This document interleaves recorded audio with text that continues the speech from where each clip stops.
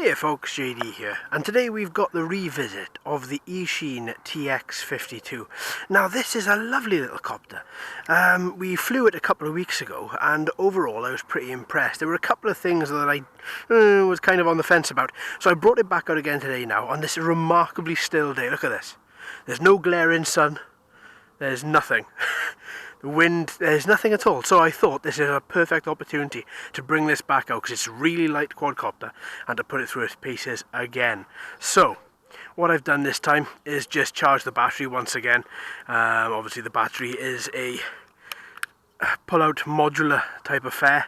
That charged without any issue. Now let's just pull up the propeller arms, lock them all into place. There you have it. A good looking little quadcopter. Right, okay, I'm going to take this back up. We're going to have a little look around, have a little fly around, and then I'm going to hopefully see whether or not I can stop controlling this with the transmitter and go to using my smartphone instead. Alright then, so let's take her up. Alright, so here we are. Let's pop her on. There we go. And now we'll do the same. We'll bind the transmitter to the quadcopter. Now we should just have to push this button here and it should take off. Ha! Now that's one of the features I really did like. So let's fly her around a bit. There's the ridiculous amount of arcing that's needed to turn this quadcopter. But don't forget we are only in speed mode 1. Obviously the higher the speed mode you go, the easier it will get to turn. Now, via transmitter, this thing is just lovely to fly. I do prefer flying with transmitters, just simply because it gives me a bit of tactile feedback. And when I was a kid, there was no such thing as remote control from your smartphone. So, because to be honest with you, there was no such thing as a smartphone. So myself, I've always kind of preferred the transmitter style. Now, using a smartphone is quite simple, is quite good, but there's no tactile feedback, there's nothing to ensure it doesn't run away with you, or that you don't push the wrong button and something else happens. Whereas, with a nice transmitter, it is just as nice as that. Look at that, beautiful. Lovely little movements. Now then, let's bring him down. So, let's use this button here, I think. And then that button then just drops him straight to the floor, and then the motors should cut out. Right, that's nice and simple. Now, let's try and see if I can get the smartphone to do it. Right, so all I've done is just quickly reloaded the app again, just so that I could get a nice little visual up here. As soon as you've got the video in the background, then chances are she's fine to go. So what we're going to do now is we're going to enable altitude hold. We're going to put the speed on 60%, and then we should be good to go. Right, so unlock it and then push up and up she goes. Right then, so now we are controlling via smartphone.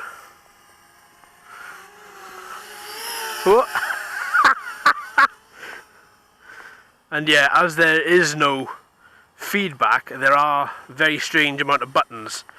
The two buttons that you use as your analog sticks, there's not even a vibrate from the device, from the smartphone, when you have started to control, or when you have your fingers correctly on the buttons. That is a nice little feature that I would like, to be honest. Just as you put your finger on these two little blue buttons here, just a nice little bit of feedback from the phone. Just to let you know, yeah, okay, that's it, you've got your fingers on the buttons, now you can start flying. Because otherwise, I've got to constantly look down to ensure if I take my fingers off it, that I put them back on correctly.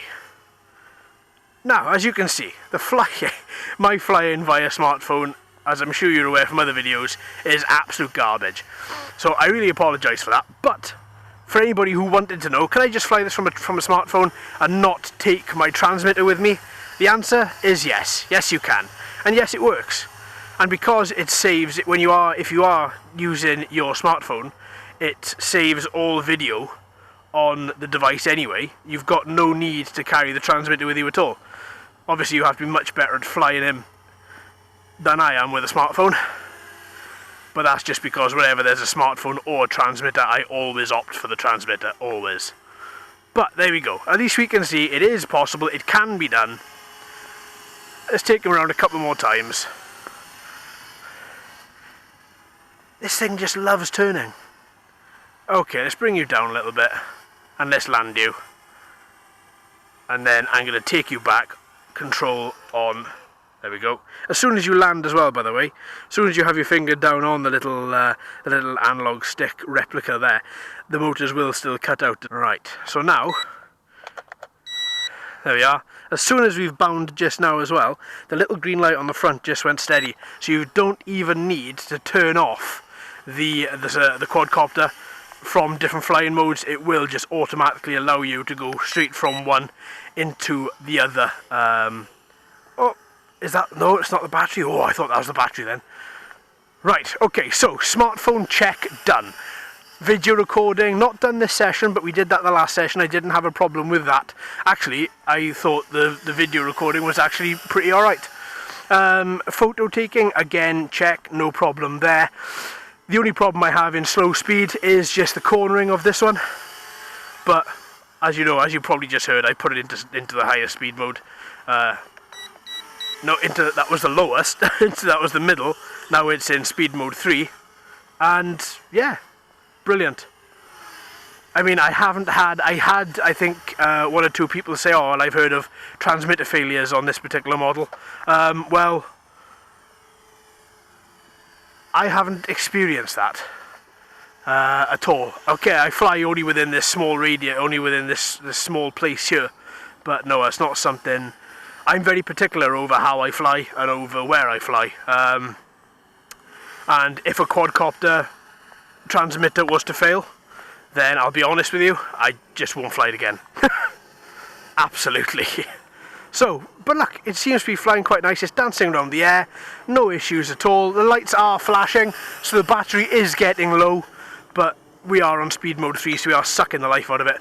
Back to speed mode 1. Oh, you can really see the difference when you try and corner. But still, it's still fun. It's still a great little companion to your to you, to be honest. I think it's, yeah, it's a great little thing. And he is whizzing about. Oh, is that the... No, every time it comes down I think to myself, that's definitely the battery. But no, it's never the battery, thankfully.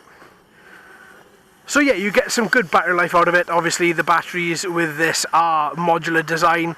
They are a little bit different from your standard quadcopter batteries, just in you know, in looks, in aesthetics, not in anything else. But what I would suggest is, oh, I can't go up. No, there we go, and it's landing. Look, I'm pushing up and it's landing. No, battery's dead. Let's just land it, bless it. Okay, a couple of things just to follow on from the last video. Now, when I took this guy out last time, I put my hand at the back, roughly about this time on the verdict, and I went, oh god, the battery's very hot. Now, obviously, batteries do get warm. When I went home, I put this battery onto a fire-resistant surface and I just left it there for a little while, and there was no issue. It wasn't leaking or anything at all. Now the battery, again, as I'm holding my hand at it, the battery is getting hotter. That is something that does perturb me slightly, but I don't see it as being dangerous. It certainly hasn't been for this particular quadcopter in my case. Now what I'm going to do, I'm going to buy another battery for it, and I'm going to test that battery with inside here and see whether or not it is just a battery thing or whether or not it's just this battery. But I'll let you know anyway. I'll keep you posted with whatever happens there. Alright then folks, so there we go, another little revisit.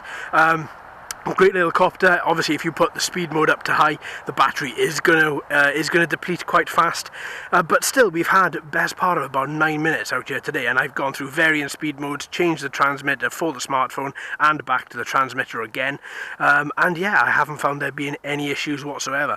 Great little guy, really aerodynamic, and the best part, very, very cheap. Obviously there is a link to this in the description should you want to see more information about it. So there we are folks, thanks ever so much for watching and listening. I've been JD, you've been fantastic as always. If you haven't already, please subscribe. Hello and welcome to all the new subscribers. I hope you're enjoying the channel. So until next time my friends, happy flying.